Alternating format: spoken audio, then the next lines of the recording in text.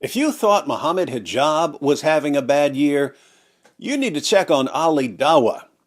Hijab's been exposed for lying about his secret hotel wives, blackmailing a sheikh, using a photoshopped screenshot and an AI-generated fake confession to discredit one of his victims, and so on. But guess what?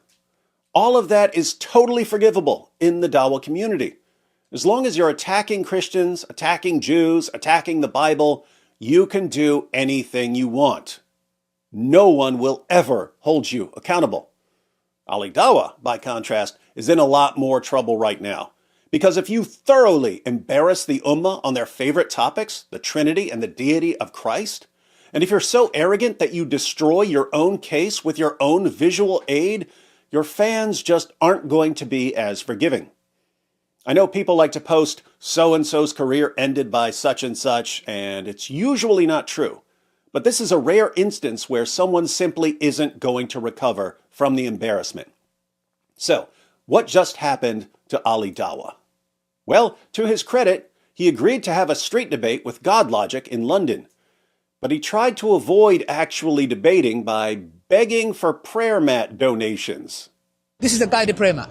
But let me tell you about our charity. So we're a charity. We have guided prayer mat. So now, brothers and sisters, the reason I'm doing this is because we're doing a bit of fundraising. Can you do a shout out to the Americans to donate? Someone just donated £500, 15 euros, $20. I want people to donate. Okay, guys, we're £162 away. £100. Don't forget to donate. If they're not praying like Jesus, then don't donate. Eventually, they debated whether Jesus is God. Now, one of the most common objections we get from our Muslim friends is, if Jesus is God, how could he die? If Jesus is God, how could he be born? If Jesus is God, how could he eat food? Notice, these sound like different objections, but they're really all the same objection. God isn't the kind of being who is born, or who needs food, or who dies. So how can Jesus be God if he has properties or characteristics that God doesn't have?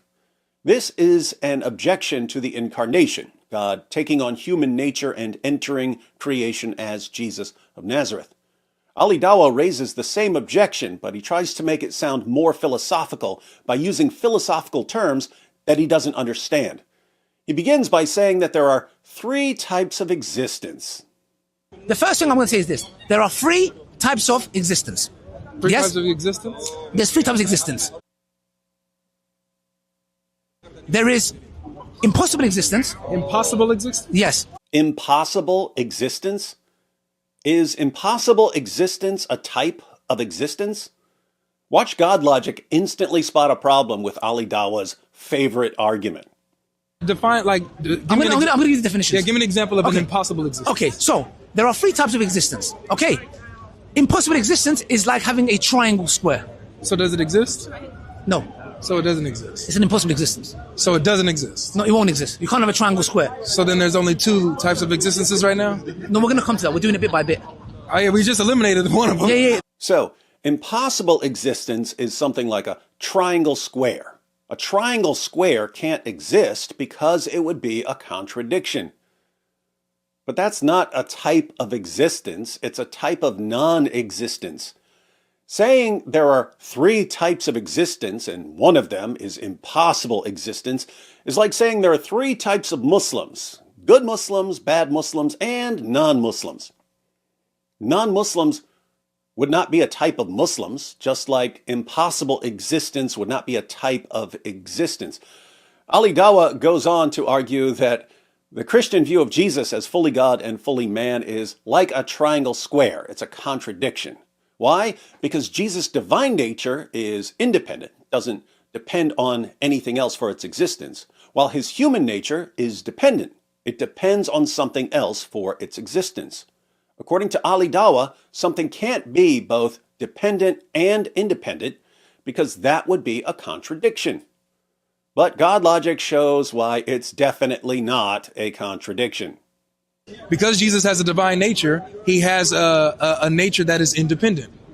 Okay? You can't be dependent and independent at the same time. Yeah, well, I agree that you can't be dependent and independent at the same time in the same sense. Yeah. I'm not saying that. Jesus is independent in regards to his divine nature, dependent in regards to his human nature. The law of contradiction is that a statement can't be both true and false at the same time in the same sense.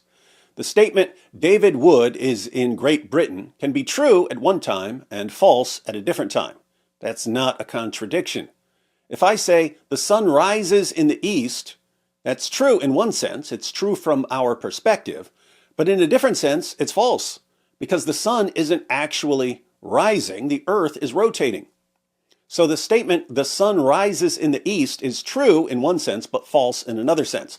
Not a contradiction. Likewise, if I say the sun sets in a muddy pool, that's true in one sense, it's true according to the Quran, Surah 1886, but in a different sense, it's false, because here on planet reality, the sun doesn't set in a muddy pool.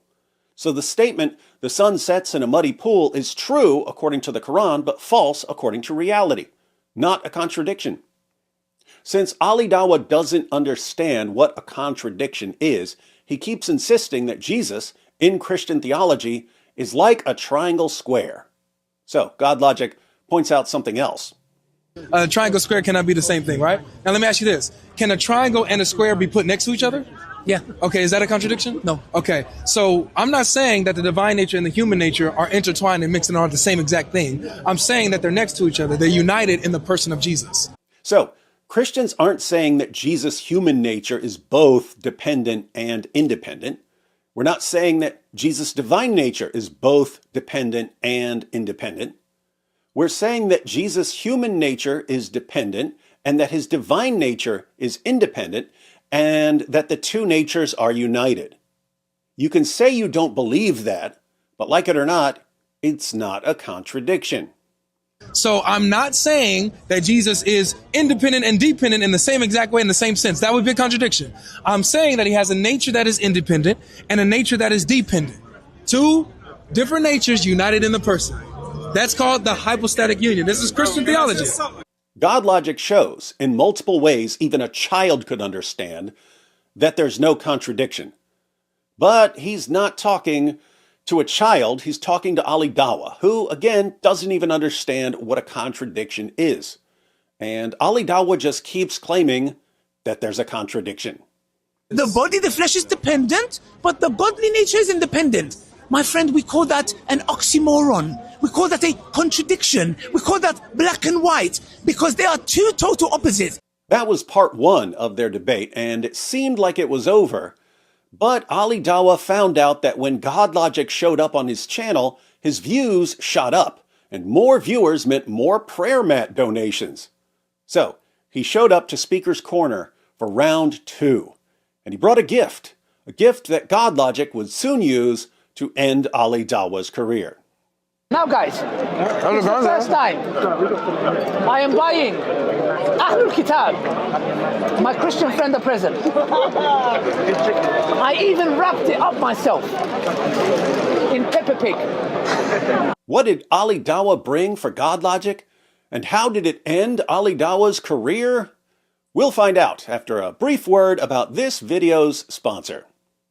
Suppose Ali Dawah brings you the perfect gift, and suppose this perfect gift literally cost him his entire career. You'd be a heartless monster if you didn't get him something amazing in return, but what can you possibly get for the man who's lost everything?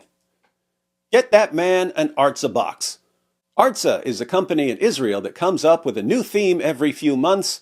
They gather products around that theme from small Jewish and Christian businesses and charities in places like Jerusalem and Nazareth and Bethlehem, and then they ship everything in a box. If you sign someone up with Artza, he'll get spices, snacks, crafts, decorations, soaps, jewelry, dishes, all kinds of things, straight from the land of the Bible and produced by local artisans who share their products with the world through Artza. It'll help Ali Dawah forget about his embarrassment and help him learn more about the book he can't stop attacking. And we're proud of that. Of course, even if you don't want to order an Artza box for Ali Dawah, you can always order one for yourself. Trust me, you won't regret it. So, whether you're trying to cheer up Ali Dawah or you just want some hand-picked treasures from the land where Jesus walked, sign up to start receiving Artza boxes. The link is in the description. Be sure to use the promo code DIZZLE to get a discount and to let them know who sent you. Now, back to Ali Dawah, who showed up to Speaker's Corner for a battle of wits, even though he was completely unarmed. But he did come bearing gifts, including the gift of total victory for GodLogic. Now, since I realized no logic doesn't know his shapes. The gifts were some shapes and a little shape sorter. When you talk about triangles and squares, you need to have it in front of you. Sometimes it doesn't make sense. What shape is this? Ali Dawah uses the shapes to make the same silly argument. This is the human nature, person one. This is the human nature and the divine nature. You cannot, when you bring them together, it's a contradiction. You cannot have a triangle square. Meaning, when you bring them together, you have how many shapes? 2. But GodLogic uses the shape sorter to show that two shapes existing together is not a contradiction. No. So when you have this, watch this. Yeah. This, ladies and gentlemen, this is a triangle, right? Round of applause, come on. This, lady, hold on, let me hold it. Oh, you hold it. Okay. Yeah. But it's gonna fall out. Oh, okay. Yeah, that's right. Yeah. So this, ladies and gentlemen, is a square. Okay. Really? Smart man. Okay. That's way. Are the squares next to each other? Yeah. Is this a contradiction?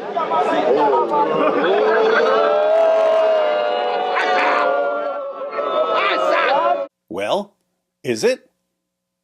No.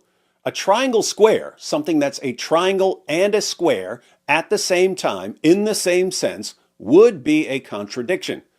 A triangle and a square together is not a contradiction, just as a human nature and a divine nature together is not a contradiction. Again, you can say you don't believe it's true, but it's not a contradiction. But it gets worse for Ali Dawah because GodLogic uses the shapes to further explain Christian theology. So it's pretty clear, Ali Dawah knows that I am not saying that there are two persons. Exactly. We are saying that there are two what? Natures. Very good. Okay. Oh, just 1 second. So natures and persons are two different categories. Do we agree? Okay, yeah. Okay, good. So if I say that there's two natures, I'm not saying there's two persons. I know. If I say there's two natures within one person, there's two different categories, yeah? Good, yeah. All right. So you said that you're talking about Yes. one nature being the same as the other. The opposite nature being the same as the other nature, right? Yes. Them being together. Okay. Are these together? Not like that. I didn't ask that. Triangle square. Are these together? No, not like that. I'm not talking about When I bring a triangle That's not my argument. and I bring a square That's not my argument. and I bring it together, How many shapes do you have? is this is two shapes? Good. Is this a wait? Good. I answered all your questions. Remember? My turn. Yes. I bring them together. Are they together? Yes. Is this a contradiction? They are two. Ali Dawah still doesn't get it, so he argues that the triangle doesn't fit into the square because it has a different nature. No. Look at the triangle. Look. Yeah. Look. It still doesn't fit. It still doesn't fit. It still doesn't fit. So now what? Now, hold on a second, guys. Why is this triangle not fitting in the square? Because it's not a square. Because there's a different nature. Exactly. And that was all GodLogic needed for the death blow to Ali Dawah's career. Watch this. It's gonna be super funny. Ali Dawah, what shape is this? I hope it's funny and you laugh because Yeah, it is. What shape is this? triangle. That is a square. This is a square? Yes. Okay. What shape is in the square? Triangle. Wait.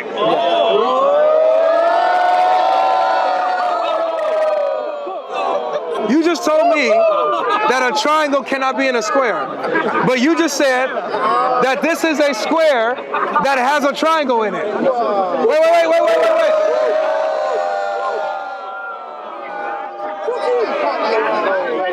I'm a little confused. Repeat. So wait, I just want to know. Since this is a square, and this inside the square is a triangle, is this a contradiction? Welcome to Dawah, ladies and gentlemen. Ali Dawah literally brought GodLogic a shape sorter shaped like a square, which also had a triangle within it, and then he argued that a triangle can't be in a square, even though he purchased, wrapped, and gifted a triangle in a square, And he still doesn't understand how insanely stupid his argument is. He doesn't understand what a contradiction is. He doesn't understand the basic philosophical terms he's using. Even after his argument has been obliterated, he keeps looking for people who are ignorant and gullible enough to fall for it. This is Dawah. And we're proud of that. If you'd like to see another way to explain the two natures of Christ to your Muslim friends, be sure to watch my video, If Jesus is God, How Could He Die? I make the issue so simple, even Ali Dawah can understand it. We're proud of that. We're proud of that. We're proud of that. It just backfired on me. We're proud of that. We're proud of that. We're proud of that. It just backfired on me. This is a part of a religion. There's a reason to it. Yeah?